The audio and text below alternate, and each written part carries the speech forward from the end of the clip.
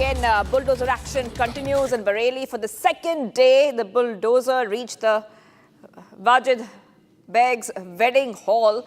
Remaining portion will be demolished today itself. So what we see is the Bareilly Development Authority demolishing a marriage hall which is owned by Wajid Beg, a close associate of Bareilly violence accused Tauqeer Raza, for its construction without the permits. Jatin is joining us. Jatin, take our viewers through what are we seeing the second day of the remaining portion which is being demolished. Yes, go ahead, Jatin. बिल्कुल, देखिए सीधा live तस्वीरें मैं आपको दिखाता हूं और आप देखेंगे आज दूसरा दिन है। कल आगे का हिस्सा वाजिद बेग के इस बारात घर को लेकर उसका जो निर्माण था, अवैध कंस्ट्रक्शन था, उसको तोड़ा गया और आज दूसरे दिन भी जो बीडीए के ऑफिशियल्स हैं वो यहां पर पहुंचे हैं और आप देखेंगे कि दूसरा जो जेसीबी है वो भी अब यहां पर पहुंच गए और दो जेसीबी के जरिए ये बचा हुआ जो पूरा हिस्सा और पक्का कंस्ट्रक्शन यही है, इसको तोड़ने का जो काम किया जाएगा। दो बड़ी बातें इस पूरे इंक्रोचमेंट ड्राइव को लेकर, एक ये कि इस बारात घर को वाजिद बेग ने बनाया बिना बरेली डेवलपमेंट अथॉरिटी के अप्रूवल के बिना, कोई नक्शा पास नहीं कराया। दूसरा, 26 सितंबर को बरेली में जो हिंसा हुई थी उसकी प्लानिंग इसी बारात घर में रची गई। तौकीर रजा खुद यहां पर मौजूद थे। वाजिद बेग जो कि सपा के पूर्व पार्षद रह चुके हैं वो यहां पर मौजूद थे और कॉन्स्पिरेसी की गई बरेली हिंसा की इसी जमीन पर और उसी को लेकर जो कार्रवाई है वो एडमिनिस्ट्रेशन द्वारा की जा रही है। तीसरी सबसे बड़ी बात कि किस तरीके से अतिक्रमण यहां पर किया गया, जो कॉन्स्पिरेसी की गई और उसके बाद कैसे योगी और मोदी सरकार को एक तरीके से उन पर दबाव बनाने की जो प्लानिंग है वो यहाँ पे की गई और उसके बाद सभी ने तस्वीर देखी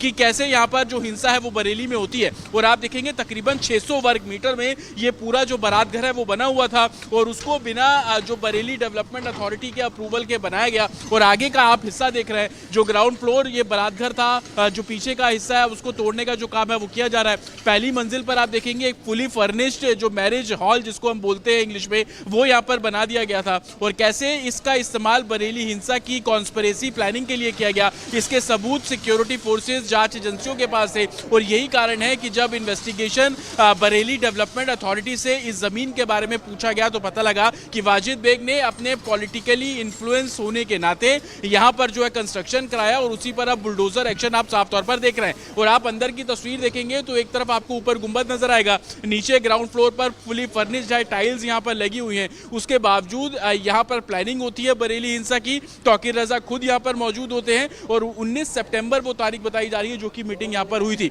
वाजिद बेग के बारे में अगर मैं आपको बताऊं तो वो सपा के पूर्व पार्षद यहां से रह चुके हैं। उसके अलावा बरेली हिंसा के बाद से वो लगातार फरार हैं, लगातार उनको ट्रेस करने का काम किया जा रहा है। 12 एफआईआर बरेली हिंसा मामले में दर्ज की गई थी। 12 की 12 एफआईआर में वाजिद जो बेग हैं वो नामजद आरोपी हैं, लेकिन यहां पर इसी बारात घर में वो कॉन्स्पिरेसी होना, मीटिंग होना, उसमें तौकीर रजा मौजूद होते हैं, वाजिद बेग मौजूद होते हैं और कैसे योगी और मोदी सरकार पर दबाव बनाया जाए। और उसके बाद सबने तस्वीर देखी कि 26 सितंबर को जब हिंसा हुई बरेली में तो कितने लोग सड़कों पर थे और कैसे आगजनी की गई। और कहीं ना कहीं अब इन्वेस्टिगेशन जब इस बारात घर तक पहुंची, इसके पेपर्स खंगाले गए तो पता लगा कि ये जो पूरा पैच है 600 वर्ग मीटर का बिना बरेली डेवलपमेंट अथॉरिटी के नक्शा पास कराए बनाया गया और उसी को तोड़ने का, इंक्रोचमेंट हटाने का जो काम है अब वो यहाँ पर किया जा रहा है। और आप तस्वीरों में देखेंगे कि तमाम जो एक तरीके से इनलीगल कंस्ट्रक्शन था उसको तोड़ रहे हैं। काफी पक्का ये बारात घर यहाँ पर बनाया गया था और बरेली डेवलपमेंट अथॉरिटी का साफ तौर पर कहना है कि अक्टूबर के महीने में एक नोटिस सर्व किया गया था, जवाब मांगा गया था बाकायदा।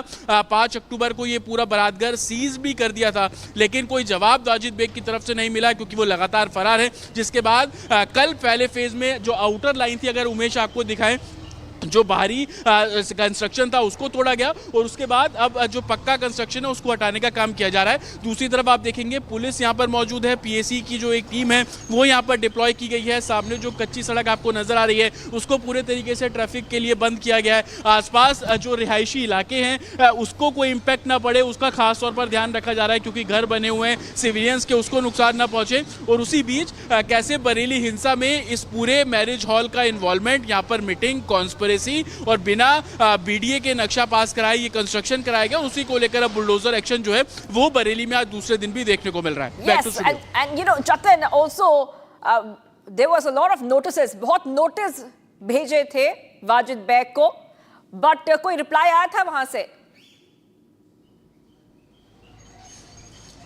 देखिए वाजिद बेग खुद फरार चल रहे हैं क्योंकि 26 सितंबर को जब हिंसा हुई थी 12 एफआईआर दर्ज की गई। 12 एफआईआर में वाजिद बेग नामजद आरोपी, उनको ट्रेस करने की पुलिस कोशिश कर रही है और उसी कड़ी में इस पूरे जो कि 600 वर्ग मीटर में बारात घर बना हुआ था, इसको नोटिस सर्व किया गया था। पूछा गया था कि आपने ये कंस्ट्रक्शन कैसे किया। उनकी तरफ से कोई जवाब नहीं आया और पुलिस भी कह रही है कि हम भी लगातार उन्हें ढूंढ रहे हैं, वो फरार चल रहे हैं। जिसके बाद अक्टूबर के महीने में इस पूरे बारात घर को सीज कर दिया था और अब जब तक जवाब नहीं मिला और उसके बाद आप तस्वीर देख रहे हैं कि 2 बुलडोजर यहाँ पर हैं और उन्हीं दोनों बुलडोजर के जरिए जो एक्शन है, जो एक तरीके से पूरा कंस्ट्रक्शन तोड़ने का जो काम है, इंक्रोचमेंट हटाने का जो काम है, वो अब यहाँ पर जो बरेली डेवलपमेंट अथॉरिटी की देखरेख में किया जा रहा है। लेकिन 2 सबसे बड़ी बातें, एक कि बिना बरेली डेवलपमेंट अथॉरिटी के अप्रूवल से नक्शा पास कराए बिना ये पूरा कंस्ट्रक्शन किया गया। दूसरा, बरेली में जो हिंसा हुई उसमें इस मैरिज हॉल के जो लिंक है वो निकलकर सामने आया कि यहीं पर ही मीटिंग हुई थी, मीटिंग में कॉन्स्पिरेसी प्लानिंग हुई और उसके बाद 26 सितंबर को सभी ने देखा कि बरेली में जो हिंसा हुई उसको लेकर जो 12 एफआईआर दर्ज की गई। वाजिद बेग, जो कि हम ऑफ कैमरा भी बरेली डेवलपमेंट अथॉरिटी के लोगों से बात कर रहे थे, तो उनका ये कहना था कि जब ये कंस्ट्रक्शन हो रहा था उस समय भी ऑफिसर्स ने इस कंस्ट्रक्शन को रोकने के लिए बोला था, लेकिन पॉलिटिकली वो इन्फ्लुएंस इतने थे, बिना किसी की परवाह किए बिना उन्होंने कंस्ट्रक्शन करना शुरू किया। कई बार नोटिस उनको भेजे गए, जवाब मांगा गया, उनकी तरफ से कोई रिप्लाई नहीं आया। लेकिन बरेली हिंसा में इस मैरिज होम का इन्वॉल्वमेंट और उसके बाद जब बरेली डेवलपमेंट अथॉरिटी ने इस पूरी जमीन को चेक किया, उसके बाद पता लगा कि ये पूरा 600 वर्ग मीटर में जो कंस्ट्रक्शन है वो इनलीगल है। और उसके बाद अब बुलडोजर कार्रवाई आप मेरे पीछे देख रहे हैं कि 2 बुलडोजर के जरिए जो पूरा इंक्रोचमेंट है उसको हटाने का काम किया जा रहा है। 600 वर्ग मीटर में ये पूरा इंक्रोचमेंट था। तमाम ऑफिशियल्स जो है वो अब यहाँ पर धीरे धीरे पहुंच रहे हैं। कल आगे का हिस्सा तोड़ा गया और आज पीछे का जो पूरा कंस्ट्रक्शन है उसको हटाया जा रहा है। और बरेली डेवलपमेंट अथॉरिटी का साफ तौर पर कहना है कि इस तरीके की ड्राइव पिछले काफी समय से चल रही है, लेकिन हिंसा के बाद हर उस कड़ी को खंगालने का काम किया जा रहा है जो कि बरेली की धरती पे, चाहे वो कॉन्स्पिरेसी से जुड़ा हो। और मैं आपको तस्वीरें अगर दिखाऊं तो देखेंगे तीसरा जो बुलडोजर है वो भी अब यहाँ पर पहुंचा है और थोड़ी देर में आप देखेंगे कि 3 बुलडोजर के जरिए जो एक्शन है वो संभवतः अब यहाँ पर किया जाएगा। और तो कहीं ना कहीं कैसे कॉन्स्पिरेसी इस जगह से रची गई, दूसरा इंक्रोचमेंट है, हर पहलुओं पर इन्वेस्टिगेट की जा रही है और इन्वेस्टिगेशन के बाद की तस्वीर कि बुलडोजर एक्शन अब बरेली में आज दूसरे दिन भी देखने को मिल रहा है। Back to Well, thank you for joining us with all those details, Jatin. Bulldozers roll in